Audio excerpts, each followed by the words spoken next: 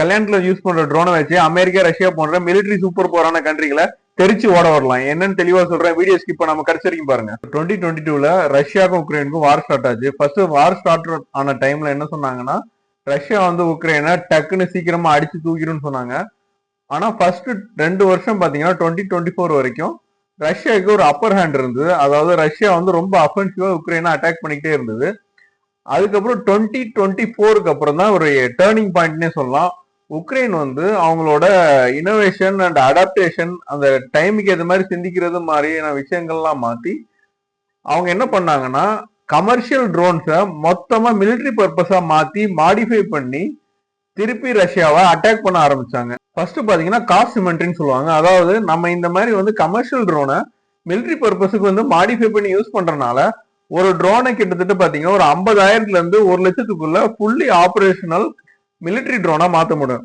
இதுவே வந்து ஒரு மிலிட்டரி ட்ரோனை நம்ம யூஸ் பண்ணி அட்டாக் பண்ணணுமோ இல்ல வந்து ரெகுலரா வந்து பிளைட் மாதிரி வச்சு அட்டாக் பண்றது பாத்தீங்கன்னா ஒரு அட்டாக்கே பாத்தீங்கன்னா பல்லாயிரம் கோடிகள் கணக்குல பணம் செலவாகும். ரெண்டாவது என்னன்னு பார்த்தோம்னா, உக்ரைன்ல இருக்க எல்லா டொமஸ்டிக் இண்டஸ்ட்ரீஸை வந்து இந்த மாதிரி மிலிட்டரி ட்ரோனா வந்து மேனுஃபேக்சர் பண்றதுக்கு ஃபுல்லா ட்வீக் பண்ணி விட்டாங்க. ஸோ அதனால என்ன ஆகும்னா, ஒரு கம்பெனி பாத்தீங்கன்னா பல்லாயிரக்கணக்கான ட்ரோனை வந்து மேனுஃபேக்சர் பண்ண ஆரம்பிச்சாங்க. இதனாலே பாத்தீங்கன்னா அவங்க அட்டாக் பண்ண எல்லா டைமும் பாத்தீங்கன்னா ஸ்வாம்ஸ் ஆஃப் ட்ரோன், கூட்டம் கூட்டமா ட்ரோன் போகும். அந்த மொத்த ட்ரோனையும் இன்டர்செப்ட் பண்ணவே முடியாது ரஷ்யாவால. அந்த அளவுக்கு ட்ரோன் தயார் பண்ண ஆரம்பிச்சிட்டாங்க. மூணாவது முக்கியமான விஷயம் என்ன பண்ணிருக்காங்கன்னா, இப்போதைக்கு உக்ரைன் அண்ட் ரஷ்யா பார்டர்ல பாத்தீங்கன்னா ட்ரோன் வில்லேஜ்னு சொல்லி 2 பக்கமே இருக்கு.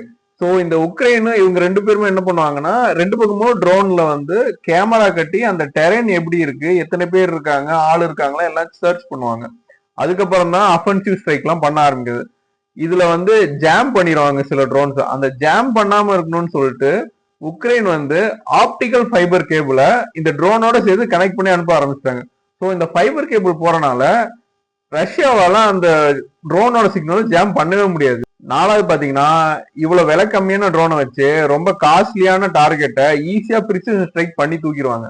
இதுக்கு பயந்துகிட்டே நிறைய பெரிய கண்ட்ரிஸ் பாத்தீங்கன்னா இந்த மாதிரி சின்ன கண்ட்ரிஸும் இனோவேஷன்னால எவ்வளவு பெரிய கண்ட்ரியாலையும் அடிக்க முடியுன்ற நிலைமை இப்ப நிறைய இடத்துல மாறி இருக்கு.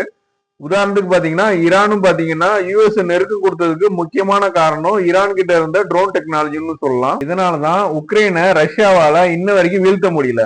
ஸோ நம்ம இந்தியன் கவர்மெண்ட்டும் பாத்தீங்கன்னா டிஆர்டிஓ வச்சு நிறைய ட்ரோன் சீரிஸும் பண்ணியிருக்காங்க. அது மட்டும் இல்லாம இதே மாதிரி பிரைவேட் பார்ட்னர்ஷிப்பும் பண்றதுக்கான எல்லா ஸ்டெப்ஸும் எடுத்துட்டு தான் இருக்காங்க. ஸோ இதை பத்தின உங்களோட கருத்துக்களை கமெண்ட் பண்ணுங்க. இந்த வீடியோ உங்களுக்கு பிடிச்சிங்கன்னா லைக், ஃபாலோ, ஷேர் பண்ணிருங்க.